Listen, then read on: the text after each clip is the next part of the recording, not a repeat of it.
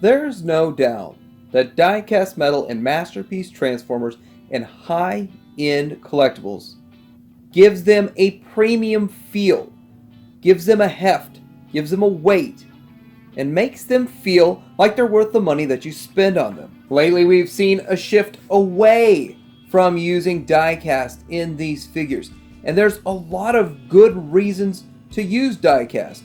The heft, the weight, the fact that it has to be painted. It has to be painted if it has die-cast. We're going to talk about this. We're going to talk about the companies that don't use it anymore, talk about the companies that do use it, and the impact it has on both companies. Coming up.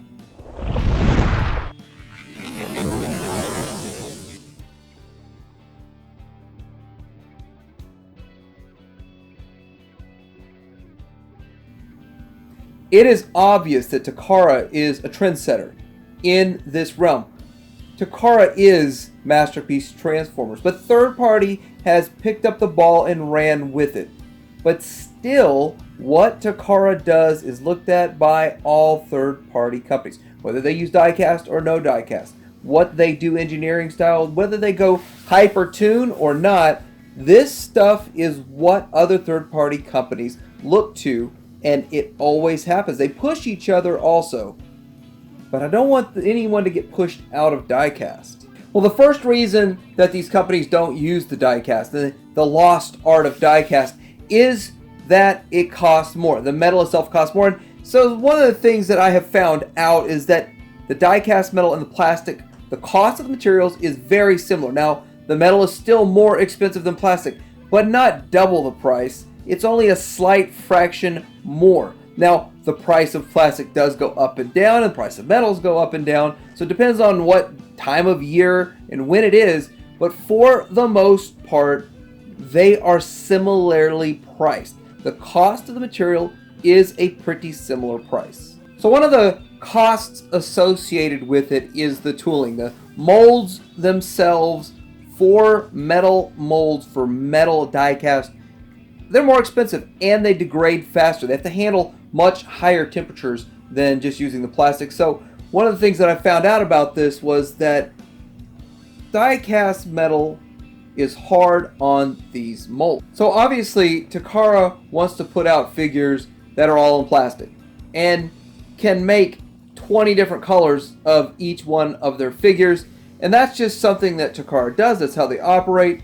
That may be one of the reasons we don't see die-cast in their figures anymore. So if you have some die-cast metal in your figures, they're going to need some paint. Hopefully, they're going to be painted well. So if you have die-cast metal figures, you're going to have a good paint job, as opposed to just colored plastic. Now, one problem is when you paint part of it and you color part of the plastic, it's almost impossible to match that. So with die-cast, it has to be strategic how they use it, and they gotta paint it. That's just part of it. Paint's an added expense. I'm sure it's more expensive than just dyeing the plastic, but that is always something you have to take into account when they're manufacturing. Now, one downside to painting a figure, a beautiful figure, is paint chipping. Always have to worry about paint chipping and being very careful with them. So with that, you have to have strategic placement of plastic and joints and all of those things. It's not going to be a 100% die-cast figure ever made, but when it has die-cast, it feels good. The next issue with using die-cast is increased shipping expense. So the weight gets added to it, and the more weight it is, the more it costs to ship. Now, shipping a pallet of something, the weight, a small amount of weight, probably wouldn't make a difference.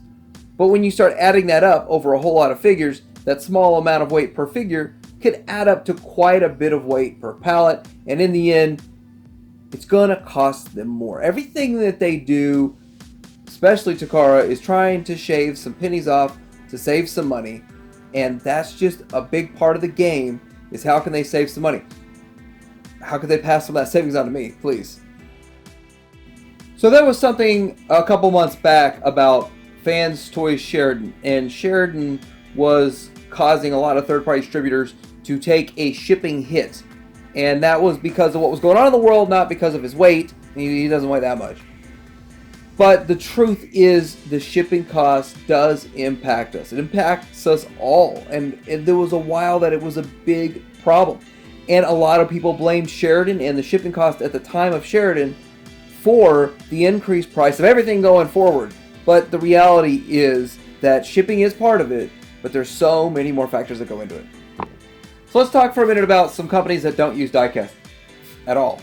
And Zeta is one of those. Zeta does not use die-cast metal in hardly anything. Now, I do want to say that in this Superion, that there's some metal in the bottom of the feet, I believe, and metal in a connection point. So you can't say it doesn't have any in it, but it's not in it for the reason of aesthetic or any of that. It's more of support, which, by the way, is necessary. I think this is a good-looking figure. But a lot of people shy away from it because the individual bot modes are bad. And I guarantee you, people pick it up and they pick up each figure and they don't feel like they're quality. They don't feel like they're hefty. They don't have quite the presentation to them that some of the others, say Fans Toys, might have. And that is an issue. And I know if they had put some die-cast in this and done a little bit different with the design of the individual bot modes, not a whole lot. They're not bad. They're not horrible. They just need a little bit of tweaking. This would have been a great set instead of just a good set. But in the end, most people just keep them combined anyway. Now the studio cell, we all know it's Zeta. Don't know if Zeta either profited from selling the mold or are getting kickbacks on this or just changed the name on this one figure. But this thing doesn't have any die-cast in it either. Now, it's kind of one of those things, the bigger they get, the harder it is to put a lot of die-cast in it. I understand that. That's just the way it is, but I look forward to getting my hands on it and seeing just exactly how it feels, but I imagine it'll feel a whole lot like Superion. Now, on the other hand, you have ToyWorld, and ToyWorld has die-cast in this figure, in their staple item, I guess you could say, the ToyWorld figure.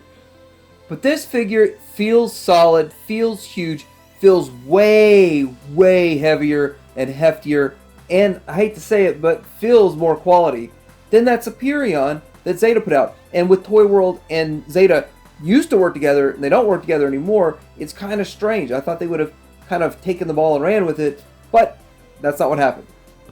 I will admit, there's not much die-cast in this, but there's enough to give it some heft. ToyWorld's upcoming Freedom Leader is supposed to be part die-cast, part ABS plastic, so looks like ToyWorld's going to carry on the trend.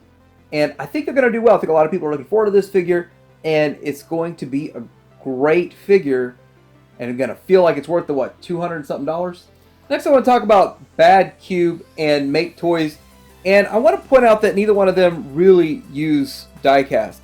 And I don't have everything that they've ever released, so I can't speak 100%. But I have several of their figures, and I don't have die-cast in them. And I check, and all of the listings show just plastic. So for that, where is Make Toys? Where is Bad Cube today in 2020? How well are they doing? And where's the diecast? Next up, let's talk about X-Transbots and MMC. Now, X-Transbots and MMC are both very similar in the fact that they are still very relevant in today, 2020, in putting figures out. We have figures that I'm looking forward to. I can't speak for everyone else on the world, but I'm looking forward to several releases from each of these companies. But they bounce back and forth. They'll put out a release with no diecast. They'll put out a release with some diecast, and it feels hefty and it feels really high quality. And then the next one is just all plastic and very lightweight. And so they kind of shift back and forth based on the character. It's almost like if they're smaller than a certain height, they don't put any diecast in it. And if it's taller than a certain height, then they put some diecast in it. And that is almost a direct reflection on how they operate, and I've seen that over and over and time again. But guess what? The fact they do embrace the diecast, they do put out some excellent figures, so for that, they're still relevant. We cannot have this conversation without talking about Fans Toys. Fans Toys doesn't just use diecast metal as one of the components of their figures. Fans Toys straight up flaunts it. They flaunt their diecast in everyone's face. I gotta point out, I've never seen another company come out with these pictures to show how much diecast they use. Here's another picture showing diecast on Braun's chest, on Warpath, his tracks, his legs, the lower legs and the middle of the chest on Dune Rider. So all of this, Fans Toys embraces the diecast. And so what else goes along with this embracing of the diecast? You have a solid, hefty figure that everybody wants. Well, okay, maybe not everybody. Most collectors want. They're doing something right, and that something is diecast. Part of it.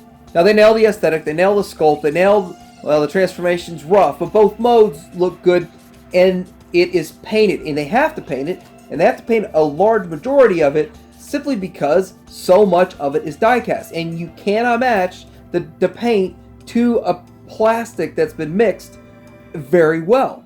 So they just paint the whole thing, which is good. Now, downside is you got to worry about paint scratching and all that, but it seems like they're smart about it. It seems like they don't paint areas, except for Hoodlum, that are going to get scraped up and scratched. And I'm sure they learned from mistakes, but I haven't had any of real issues with my Fans Toys in the paint. They're also really heavy figures, and they feel high quality, and they have to use high quality hardware to move around all that weight. That's just one of the things. I'm really expecting a big heavy brick of Thomas when it comes in, because there is so much to it. It's so dense of a figure, and it's going to have so much diecast. I'm looking forward to it, and I know it's going to be heavy. So where is Fans Toys? They're at the top of the food chain. They do a great job. They do great work. But I want to point out with their FT10X is probably, out of all of their figures that they've made in the last 5 years, I guess you could say, has the lowest amount of diecast in it. So it's still a great figure, a great release, and they used everything like the great paint and aesthetic and all of that with this figure, but very little diecast. I was actually shocked. I was surprised. But I don't hate the figure. I still love the figure. I still think it's a great figure. And I got to thinking, the bigger they get, the harder it is. I don't know about their Terminus Giganticus, their Omega Supreme. That one might not have very much diecast in it either. I've never handled it. I've only seen them in when I did my collection videos with people. I've seen them in person, but I never grabbed them down from their top shelf to feel it and to see the diecast in it. But I have to admit, the bigger they get, the harder it is to put this much diecast in it, which makes me start to wonder about the FT40 when they do their Fort Max. And the last point I really want to make in this lost art of diecast is, what if Takara started putting diecast metal back in their figures? Now, this Hound could have used some strength. This Hound could have used several of the thin parts made of metal instead of plastic, so they're not snapping on people left and right. And I voted this figure of the year. I think he's a great figure. He is ultra delicate. You have to be super delicate with him. And I have to admit, it's kind of scary every time you mess with him, wondering if you're going to break him.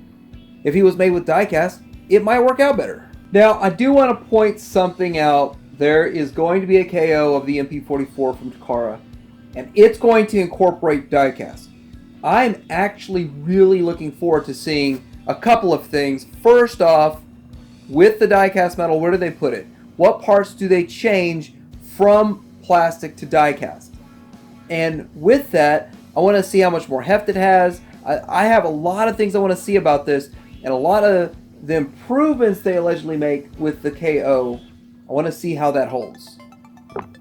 But I do think this could be a case study for what a Takara product would be with more diecast. Let me know at the end of the spectrum you're on. Do you love diecast? Do you not care at all? Plastic or metal doesn't matter to you. Let me know in the comments below. Like, subscribe, and Titanium Hanger out.